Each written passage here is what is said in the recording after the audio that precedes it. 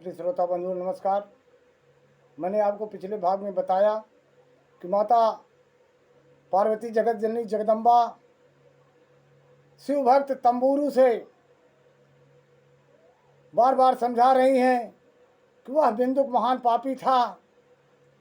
उसने इतना दुष्कर्म किया कि उसका दुष्कर्म इतना ज़्यादा हो गया कि वह महान पापी पिशाच बन गया।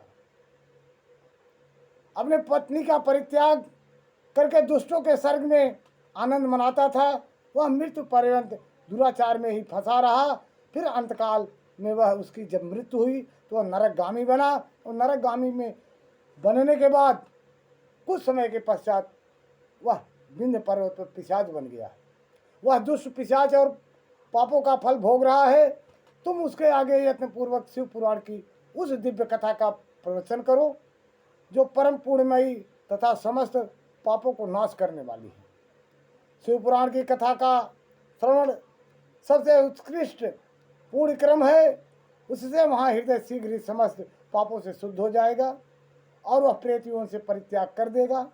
उस दुर्गत से मुक्त होने पर बिंदुक नामक पिशाच मेरी आज्ञा होने पर मेरी बात मानेगा और जब वो प्रेत योन से मुक्त हो जाए तो उसे तुम विमान पर बैठाकर हमारे समीप लाओ।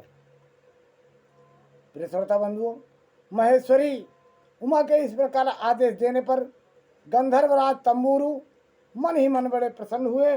उन्होंने अपने भाग्य की सराहना की। तत्पश्चात उस पिशाच की सती साध्वी पत्नी चंचुला साथ विमान पर बैठकर नारद के प्रिय मित्र तंबूरू वेग पूर्वक विंध्याचल पर्वत पर पहुंच गए। जहां वह पिशाच रहता था वहां उन्होंने उस पिशाच को देखा। उसका शरीर विशाल तो था ही, थोड़ी बहुत बड़ी थी। वह कभी हंसता, कभी रोता और कभी उछलता था। उसकी आकृति बड़ी विकराल थी। भगवान श्री को उत्तम कीर्ति का गान करने वाले महाबली तंबूरू ने उस अत्यंत भयंकर पिशाच को पासों द्वारा बांध दिया। तदंतर तंबूरू ने शिवपुराण की कथा बाँचने का निश्चय करके महोत्सव युक्त स्थान और मंडप आदि को सजाया। इतने में ही संपूर्ण देवता भी वहाँ प्रकट हो गए और उस शिव कथा को सुनने के लिए आतुर होकर के वहाँ सब बैठ गए। फिर तो उस कथा को सुनने के लोभ से बहुत से देवर्ष भी शीघ्र वहाँ पहुँच गए। आदरपूर्वक शिव पुराण सुनने के लिए आए हुए लोगों का उस पर्वत पर बड़ा अद्भुत और कल्याणकारी समाज जुट गया। फिर तंबूरू ने उस पिशाच को पासों में बांधकर आसक्त होकर के बिठाया और हाथ में बीड़ा लेकर गौरीपति के कथा का गान आरंभ किया। पहली अर्थात विंध्येश्वर संहिता से लेकर 7वीं वायु संहिता तक महात्म संहित शिव पुराण की कथा को उन्होंने स्पष्ट वर्णन किया। 7 संहिताएं सहित शिव पुराण का आदर पूर्वक श्रवण करके वे सभी श्रोता पूर्ण कृतार्थ हो गए। उस परम पूर्ण में शिव पुराण को सुनकर वह पिशाच अपने सारे पापों को धोकर उस पैशाचिक शरीर को त्याग दिया। फिर तो शीघ्र ही उसका रूप दिव्य हो गया। अगले कांति गौरपूर्ण हो वह विमान में आकर बैठ गया। तंबूरू ने चंचुला के साथ उसको भी कैलाशपुरी में लाया। बाबा भोलेनाथ की कृपा, वह हाथ जोड़ करके बिंदुक शिव के चरणों में अपना शीश नवाया। भोले बाबा ने कल्याण होने का आशीर्वाद दिया। माता पार्वती ने कल्याण होने का आशीर्वाद दिया। वह तंबूरू जो पाप की नगरी थी, पाप का विशाल वृक्ष था, पाप से भरा हुआ पहाड़ था, उसके सारे पाप धुल गए।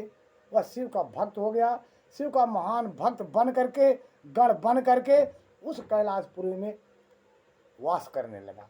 प्रिय श्रोता बंधु, परब्रह्म परमेश्वर ईश्वर सर्वेश्वर परमात्मा विश्वात्मा भक्त वत्सल आशुतोष और हरदानी बाबा विश्वनाथ इतने कृपालु हैं, इतने दयालु हैं कि पाप करने वालों को भी अगर ज्ञान दे देते हैं, थोड़ा लाइन दे देते हैं, वह लाइन पर आ जाता है, अपने सही रास्ते पर आ जाता है, सही मार्ग पर चलने लगता है, तो भोले बाबा कृपा कर ही देते हैं।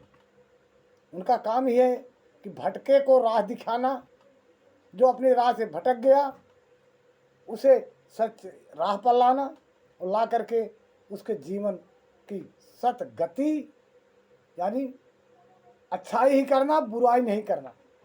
भोलेनाथ ब्रह्म है, उनको कौन जा सकता है। सगुण है, निर्गुण है, सकल हैं, निष्कल हैं, साकार हैं, निराकार हैं, सब यही हैं। इनके चरणों में आप लोग प्रेम से अपने को समर्पण कीजिए, भोले बाबा कृपा आप पर बरसेगी। अब अगली कथा मैं आपको दूसरे की कथा सुनाऊंगा। ये कथा आज बिंदु और चंचुला की समाप्त होती है। अगले भाग में आपको मैं लेके चलूँगा। तब तक के लिए हमें इजाज़त दीजिए। नमस्कार, नमः शिवाय, जय शिव गुरु।